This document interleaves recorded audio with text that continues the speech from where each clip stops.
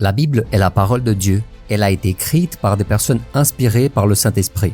Elle nous aide à mieux connaître notre Créateur et nous enseigne comment avoir une relation intime avec lui par l'intermédiaire de son Fils Jésus. La Bible sert également à nous guider dans notre parcours chrétien, à nous réconforter dans les moments difficiles et à nous exhorter lorsque nous nous éloignons du Seigneur. Elle a été écrite par plus de 40 personnes différentes, au long de plus de 1500 ans, et son message central est très simple.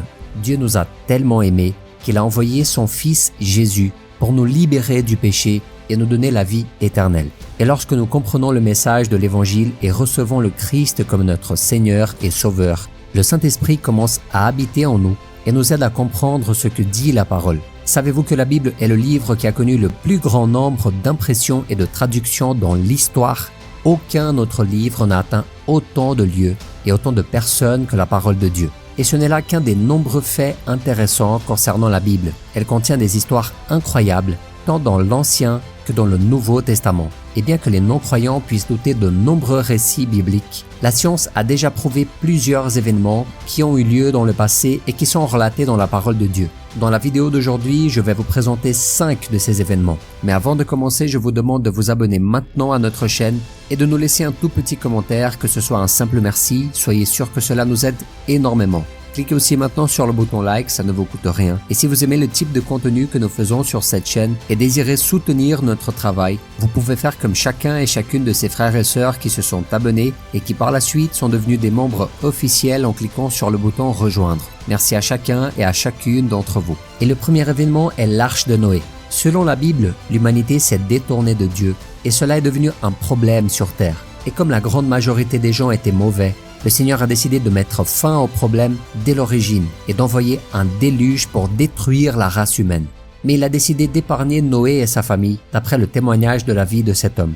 Dieu dit alors à Noé de construire une arche et d'y emmener sa famille et un couple de chaque espèce animale du monde. La pluie a duré 40 jours et le déluge a recouvert même les hautes montagnes.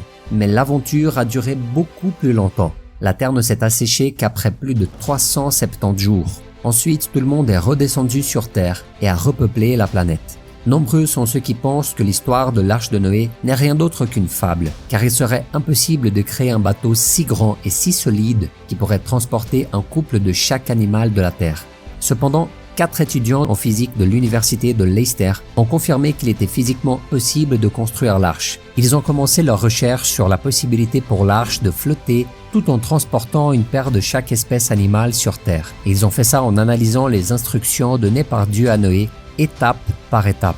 Ils ont ensuite transformé des coudées, qui est la mesure utilisée dans la Bible, en centimètres, déterminant qu'une coudée correspondait à 48 centimètres. En suivant cette ligne, ils ont découvert que l'arche devait mesurer 145 mètres de long, 24 mètres de large et 14 mètres de haut. Noé a également reçu l'instruction de construire l'arche avec du bois de gopher, dont la densité est similaire au bois de cyprès utilisé par les étudiants pour faire les calculs.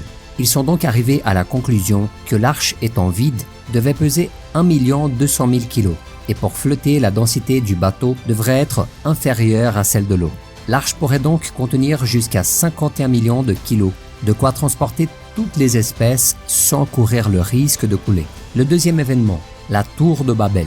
Dans le chapitre 11 de la Genèse, nous voyons l'histoire de la tour de Babel, construite par les descendants de Noé, qui voulaient éterniser leur nom et qui avaient également l'intention d'atteindre les cieux. Cependant, leur orgueil a été réprimandé par Dieu.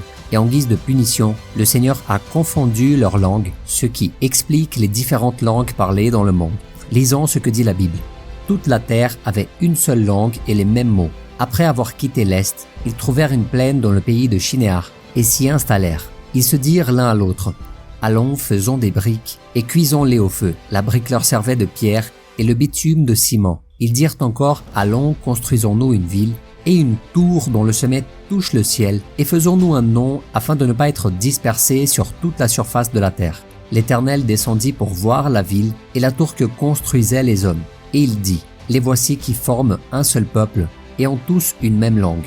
Et voilà ce qu'ils ont entrepris. Maintenant rien ne les retiendra de faire tout ce qu'ils ont projeté.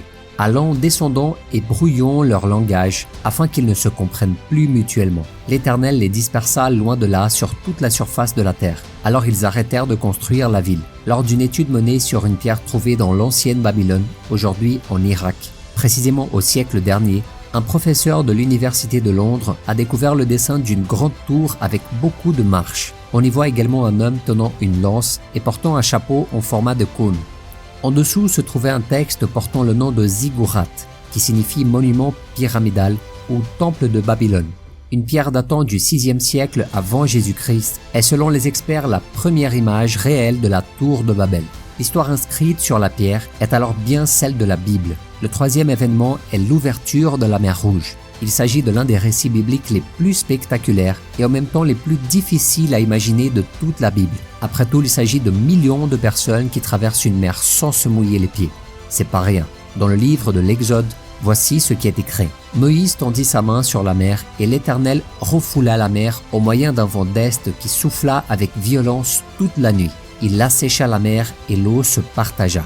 Les Israélites pénétrèrent au milieu de la mer à pied sec et l'eau formait comme une muraille à leur droite et à leur gauche. Les Égyptiens les poursuivirent. Tous les chevaux du pharaon avec ses chars et ses cavaliers pénétrèrent après eux au milieu de la mer. Très tôt le matin, l'Éternel regarda le camp des Égyptiens depuis la colonne de feu et de nuée, et il sema le désordre contre le camp des Égyptiens. Il fit dévier les roues de leurs chars et rendit ainsi leur conduite difficile. Les Égyptiens dirent alors « Prenons la fuite devant Israël, car l'Éternel combat pour lui contre nous. » L'Éternel dit à Moïse « Tends ta main sur la mer, et l'eau reviendra sur les Égyptiens, sur leurs chars et sur leurs cavaliers. » Moïse tendit sa main sur la mer, et vers le matin, la mer reprit sa place. Les Égyptiens prirent la fuite à son approche, mais l'Éternel les précipita au milieu de la mer. L'eau revint et couvrit les chars, les cavaliers et toute l'armée du Pharaon qui avait pénétré dans la mer après les Israélites. Il n'y eut pas un seul rescapé. Un scientifique britannique a réalisé une simulation reconstituant les lieux les plus probables de la séparation des eaux de la mer Rouge. Tout ça en tenant compte des modifications du relief au fil des ans. Il est parvenu à la conclusion que pour que les hommes puissent traverser la mer Rouge, il faudrait que le vent atteigne une vitesse de 95 km/h, créant ainsi un pont terrestre temporaire. Un article de la BBC sur le sujet évoque un tsunami aux Philippines en 1994, au cours duquel un témoin a déclaré avoir vu la mer s'ouvrir. La personne a déclaré que le tremblement de terre avait ouvert une grande fissure au fond d'un lac et que l'eau s'était écoulée comme une cascade jusqu'à ce que le fond du lac apparaisse. Le scientifique a ainsi affirmé qu'il était géologiquement possible que la mer s'ouvre. Jusqu'à présent, la science a raison. Cependant, la Bible dit que non seulement les Israélites ont traversé la mer à pied sec, mais qu'il y avait un mur d'eau à leur droite et un autre à leur gauche. Un autre fait inexplicable, la mer s'est refermée dès que les Israélites ont traversé et que Moïse a étendu la main au-dessus de l'eau. Le quatrième événement, Ponce Pilate. Ponce Pilate est le gouverneur romain qui a ordonné la mort de Jésus. Lisons ce qui est écrit dans le chapitre 27 de Matthieu. Pilate répliqua « Que ferai-je donc de Jésus qu'on appelle le Christ ?» Tous répondirent « Qu'il soit crucifié. » Mais quel mal a-t-il fait, dit le gouverneur. Ils crièrent encore plus fort qu'il soit crucifié. Voyant qu'il ne gagnait rien mais que le tumulte augmentait, Pilate prit de l'eau, se lava les mains en présence de la foule et dit « Je suis innocent du sang de ce juste. C'est vous que cela regarde. » En 1961, un groupe d'archéologues a découvert un fragment de pierre calcaire sur lequel était gravée une inscription portant le nom de Ponce Pilate, et cela a été trouvé dans la ville de Césarée de Martima, une ville de l'ancien empire romain située sur la côte d'Israël. La plaque a une largeur de 82 cm et une hauteur de 68 cm, et dessus on peut y lire « Ponce Pilate, préfet de Judée, a dédié un temple au peuple de Césarée en l'honneur de Tibère. Tibère a été empereur entre 14 et 37 avant Jésus-Christ, et son nom est mentionné dans la Bible par l'apôtre Luc.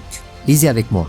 La 15e année du règne de l'empereur Tibère, Ponce Pilate était gouverneur de la Judée, Hérode tétrarque de la Galilée, son frère Philippe tétrarque du territoire de l'Ithurée et de la Traconite, Lysanias tétrarque de l'Abilène, et Anne et Caïphe étaient grands prêtres. C'est alors que la parole de Dieu fut adressée à Jean, fils de Zacharie, dans le désert. Cette pierre est actuellement exposée au musée d'Israël à Jérusalem.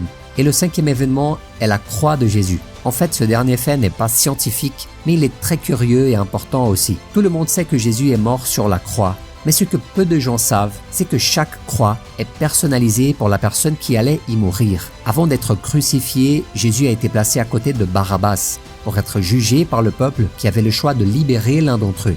Les Juifs ont donc décidé d'envoyer Jésus à la mort et de rendre la liberté à un meurtrier cruel, cloué sur la croix. Un de ses bras a été disloqué par un des soldats romains. Cela s'est produit parce que le morceau de bois de la croix était trop grand, car il avait été conçu pour Barabbas, qui était plus grand que Jésus. Et une curiosité encore plus grande est quand on découvre la signification du nom de Barabbas en hébreu. Ça signifie « fils d'Abba », c'est-à-dire « fils du Père ». Et si nous y réfléchissons bien, qui sont les enfants de Dieu le Père? Ces enfants sont vous et moi. En d'autres termes, cette croix n'était pas pour Jésus, mais pour nous. Elle était à notre mesure et pas celle du Seigneur. Alors comme l'a dit le prophète Ésaïe, pourtant ce sont nos souffrances qu'il a portées. C'est de nos douleurs qu'il s'est chargé. Et nous l'avons considéré comme puni, frappé par Dieu et humilié. Mais lui, il était blessé à cause de nos transgressions, brisé à cause de nos fautes. La punition qui nous donne la paix est tombée sur lui. Et c'est par ces blessures que nous sommes guéris. Mes frères, c'est impossible de ne pas glorifier Dieu après avoir lu quelque chose de ce type. Est-ce que vous voulez une plus grande preuve d'amour que celle-là? Racontez-nous maintenant dans les commentaires lequel de ces faits bibliques vous a le plus plu. Si vous avez aimé ce message, je vous demande de le partager maintenant et de nous laisser un tout petit commentaire. Vous l'ignorez peut-être, mais cela nous aide énormément ici sur YouTube. Alors laissez-nous un simple merci, cliquez sur le bouton like et maintenant choisissez l'une de ces deux vidéos que nous avons laissées en recommandation. Que Dieu vous bénisse, je vous attends dans la prochaine vidéo.